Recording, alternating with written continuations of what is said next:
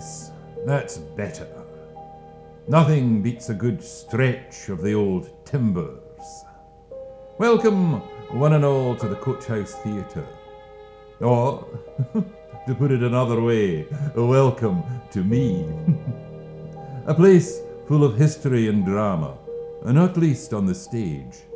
The proud home of the Alman Dramatic Club. Now is the winter of our discontent made glorious summer by this sun of York, and all the clouds that lie... Not yet. Sorry. Where was I?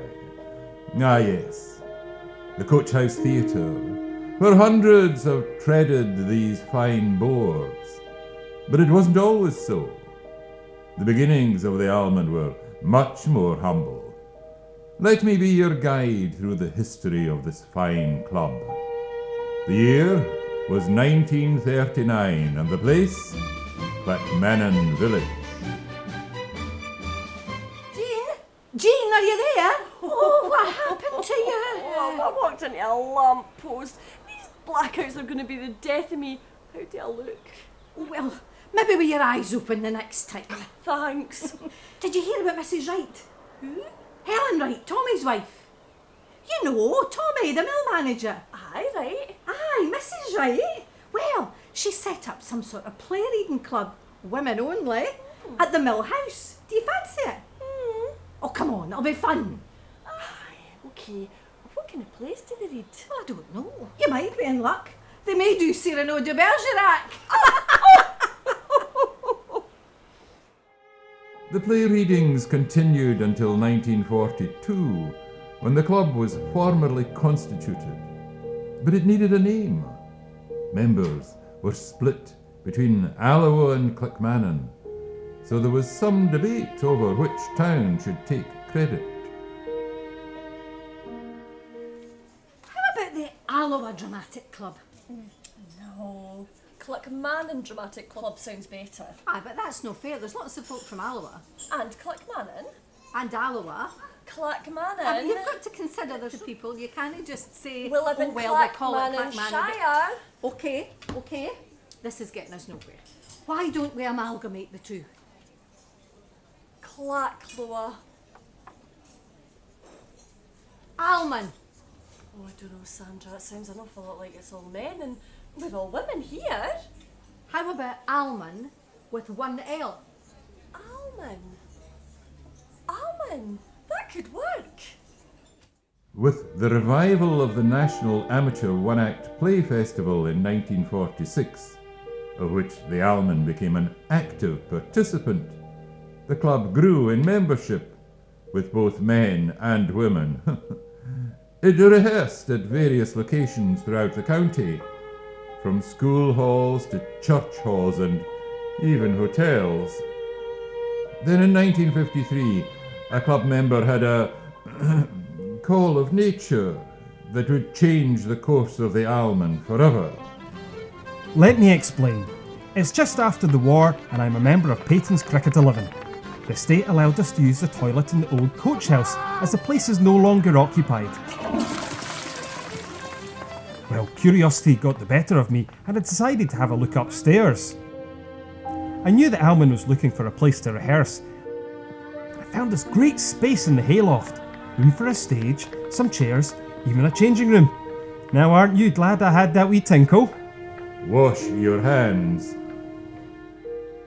The upper floor was leased from owners, the Church of Scotland. And gradually it was turned into a theatre. If you prick us, do we not bleed? If you tickle us, do we not laugh? If you poison us, do we not die? And if you interrupt us again, shall we not revenge? What? Not yet. Sorry. Amateurs. Now, where was I? Ah, yes. It was under my roof that long-time artistic director Graham Cairns' influence took hold. Under his direction, J.B. Priestley's An Inspector Calls was the first full play to be performed here. We do not live alone. We are members of one body. We are responsible for each other. Stop, stop, stop. Now come on again slowly and stand up straight, laddie. And I tell you, the time will soon come when if men do not learn that lesson, then they will be taught it in fire and blood and anguish. Good night. That's fine. After that first performance, the decades seemed to fly by. I look for the John Proctor who took me from my sleep and put knowledge in my heart. I never knew what pretend Salem was. I never knew all the lying lessons I was taught by all these Christian women and their covenanted men. Stop. Now come on again louder and put your chest out, woman. And now you bid me tear the light out of my eyes. I will not. I cannot. You love me, John Proctor, and whatever sin it is, you love me yet. That's fine. Next!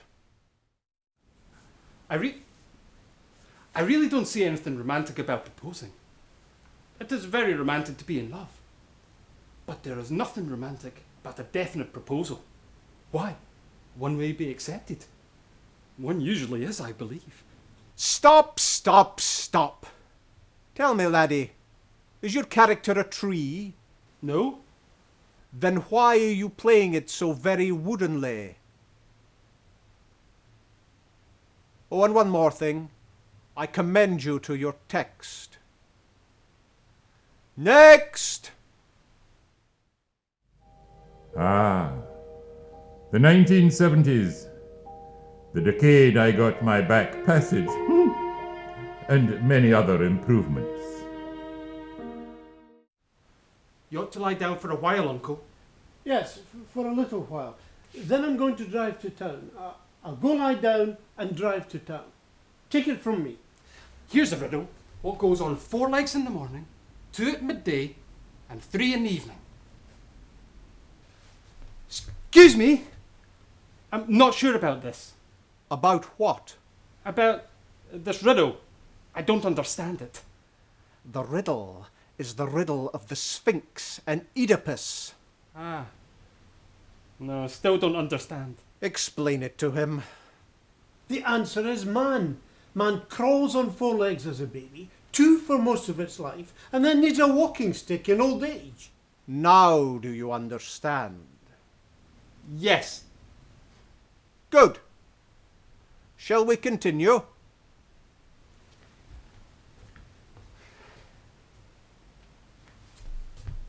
Yes. Who was Oedipus again?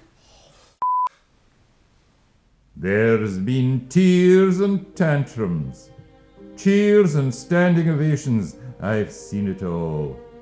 New friends gained, old ones lost. Over the years, I've been repainted and renovated, patched up and shut up. On stage, the club has not been shy of producing bold interpretations of classic works, courting controversy in some cases. One such production made broadcast news.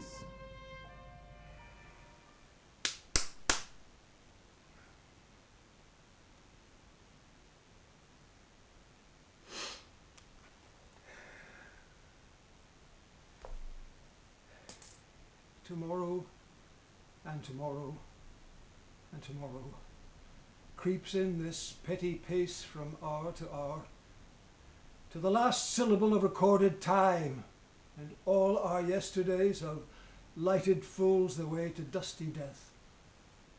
Out, out, brief candle! Life's but a walking shadow, a poor player that struts and frets his hour upon the stage, and then is heard no more. It is a tale told by an idiot, signifying nothing. Throughout the many years, the club has met several challenges and threats to its existence. It even had a sojourn into musicals, with the Alloa Operatic Society. Oh, I'm no one's wife, but oh, I love my life and all that jazz.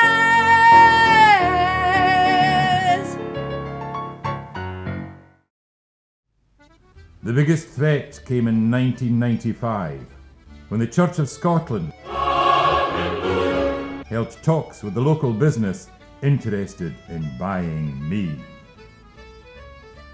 The club intervened. Well, they were the existing tenants, and I had been their home for the last 40 years. And after several meetings and lobbying from high-profile club backers, I remained their home. 6 years later, the Church of Scotland was approached by another buyer, only this time it was the club itself. For the first time in the Alman's history, it owned its own venue. Then came the maintenance and the massive Raise the Roof campaign to make me wind and watertight. My interior was also given a new lease of life. Looking to the future, the club continues to grow, performing provocative, challenging, and ambitious productions, and showcasing the writing talents of its own members. As for me, I am just a quirky old building given a second life in a way that those who built me could never have imagined. But that is only half the story. Theatre is about people. Actors and directors, technicians and designers, builders and costume makers, and of course, the people without whom there would be no theatre at all. You, our audience.